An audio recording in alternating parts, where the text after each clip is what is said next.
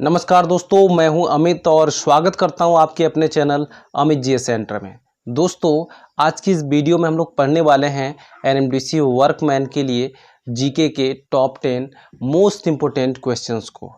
ठीक है दोस्तों, आज मैं आप लोगों को ये जीके क्यों पढ़ा रहा हूँ। ठीक है, अभी तो एग्ज़ाम की डेट भी नहीं आई है, तो मैं आपको बता दूं दोस्तों कि अगर आप लोग एग्जामिनेशन डेट का इंतज़ार कर रहे हैं तो आप लोग बड़ी भारी गलती करने जा रहे हैं। ठीक है, क्योंकि जैसे ही डेट आएगी आप लोगों को ज़्यादा समय नहीं मिलेगा।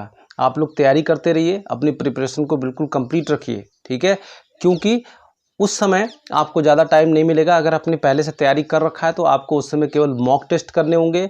आप लोग अपने रिवीजन को करते रहिएगा। ठीक है, क्योंकि आप लोगों को पता है कि कंपटीशन कितना है। आप लोग तैयारी करते रहिए, ये नहीं कि जब एग्ज़ाम का डेट आएगा तब पढ़ेंगे। ठीक है, तब आप लोग मात खा जाएंगे। जो लोग अच्छे से तैयारी करने वाले हैं वो इंतज़ार नहीं करते कि एग्जामिनेशन डेट कब है। ठीक है, आप लोग पढ़ाई करिए, रेगुलर वे में करिए। ठीक है, सफलता आपका कदम चूमेगी। तो चलिए हम लोग शुरू करते हैं आज के इस वीडियो सेशन को। ठीक है, और आप लोगों से एक रिक्वेस्ट और है कि चैनल को सब्सक्राइब कर लीजिएगा।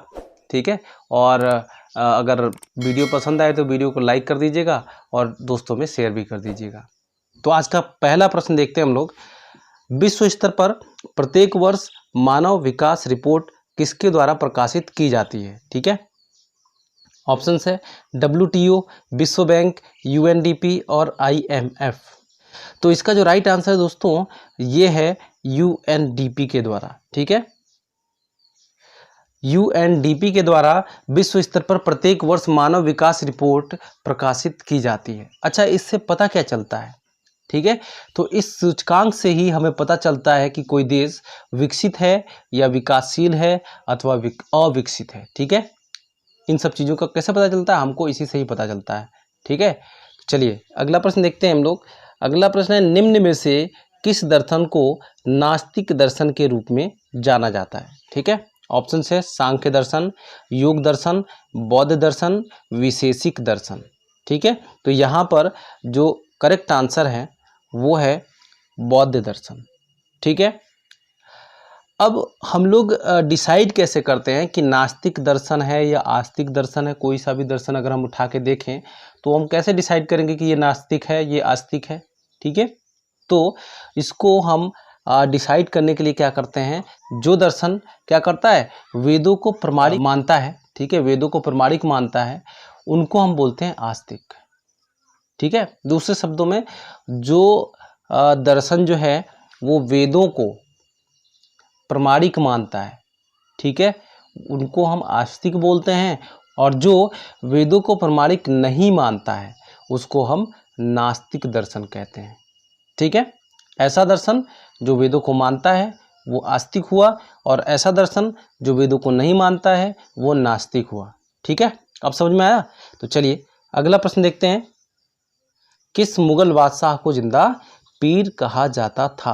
ऑप्शंस हैं औरंगजेब, अकबर, शाहजहां और जहांगीर। यहाँ पर कौन सा ऑप्शन सही होगा दोस्तों? तो आप लोगों ने इससे पहले भी कई बार ये क्वेश्चंस पढ़ा होगा। ठीक है, ये काफ़ी इंपॉर्टेंट प्रश्न भी है, बहुत बार एग्जाम में पूछा गया है। तो यहाँ पर जो राइट आंसर होगा दोस्तों वो होगा औरंगजेब। ठीक है, किस मुगल बादशाह को जिंदा पीर कहा जाता था? तो औरंगजेब को जिंदा पीर कहा जाता था। ठीक है, जिंदा पीर क्यों कहा जाता था? क्योंकि ये मुस्लिम तांत्रिक भी था। ठीक है, क्या था?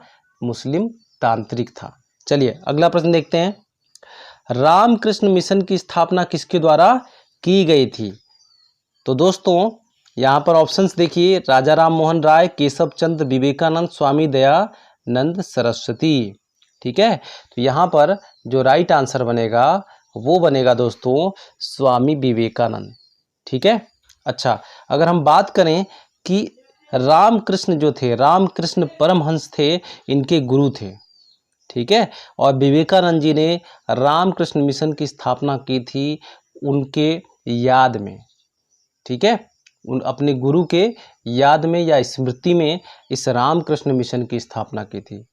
ठीक है, और इसकी स्थापना कब की थी इन्होंने? तो 1 मई 1897 में। ठीक है, कब किया था? 1 मई 1897 ईस्वी में कोलकाता के निकट बेलूर जगह है, वहाँ पर इस मिशन की स्थापना की थी।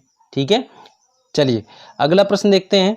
स्वतंत्र भारत के प्रथम विधि मंत्री कौन थे? ठीक है, ऑप्शंस हैं Abul Kalam Azad, Jawaharlal Nehru, Sardar Patel, doctor B R Ambedkar. तो यहाँ पर जो राइट आंसर है वो है डॉक्टर बी आर अम्बेडकर। ठीक है, भारत के प्रथम विधि मंत्री मतलब कानून मंत्री। ठीक है, तो कानून मंत्री कौन थे पहले? तो डॉक्टर बी आर अम्बेडकर थे। ठीक है, अगला प्रश्न देखते हैं। निम्न में से किस शहर में लिंगराज मंदिर स्थित है? ऑप्शन से कोलकाता, बीजापुर, श्रवणबेलगोला, भुवनेश्वर। ठीक है, तो इसका जो राइट आंसर है वो है भुवनेश्वर। ठीक है, भुवनेश्वर कहाँ है? तो ये है उड़ीसा में। ठीक है, और इस मंदिर को बनाने वाला राजा कौन था? वो था अनंत देव वर्मन। ठीक है, अनंत देव वर्मन जो थे ये इस मंदिर को बनाए थे, उसका निर्माण कराए थे। ठीक है, चलिए अगला प्रश्न देखते हैं। मोहिनी अट्टम नृत्य रूप का विकास निम्नलिखित में से किस राज्य में हुआ? ठीक है, तो मोहिनी अट्टम जो नृत्य है वो कहाँ पर इसका विकास हुआ है? तो वो हुआ है केरल में। कहाँ पर? केरल में हुआ है। ऑप्शन नंबर 4 यहाँ पर करेक्ट है। एक नृत्य और है यहाँ का, वो भी बहुत ही ज़्यादा प्रसिद्ध नृत्य है। ठीक है, तो वो है कथकली। ये भी कहाँ का है नृत्य? तो ये भी यहीं का है। ठीक है, केरल का ही है। ठीक है ना, कथकली जो है काफ़ी प्रसिद्ध नृत्य है। अगला प्रश्न देखते हैं। भारत में रेडियो प्रसारण का प्रारंभ किस वर्ष हुआ? भारत में रेडियो प्रसारण जो है किस वर्ष हुआ? सबसे पहले तो यहाँ पर ऑप्शंस हैं 1923 में, 1930 में, 1936 में, 1957 में। तो इसका जो राइट आंसर है वो है 1923 ईस्वी में। और सबसे पहले कहाँ से किया गया था? तो ये किया गया था मुंबई के रेडियो क्लब के द्वारा। ठीक है, कहाँ से? मुंबई के रेडियो क्लब के द्वारा। चलिए अगला प्रश्न देखते हैं। सालार जंग संग्रहालय कहाँ स्थित है? ऑप्शन से पटना, लखनऊ, हैदराबाद, नई दिल्ली। तो इसका जो राइट आंसर है वो है हैदराबाद। ठीक है दोस्तों, हैदराबाद जो है ये तेलंगाना राज्य का क्या है? राजधानी है। ठीक है, क्या है? राजधानी है। ठीक है, और यहीं पर ये सालार जंग संग्रहालय स्थित है। अगला प्रश्न देखते हैं।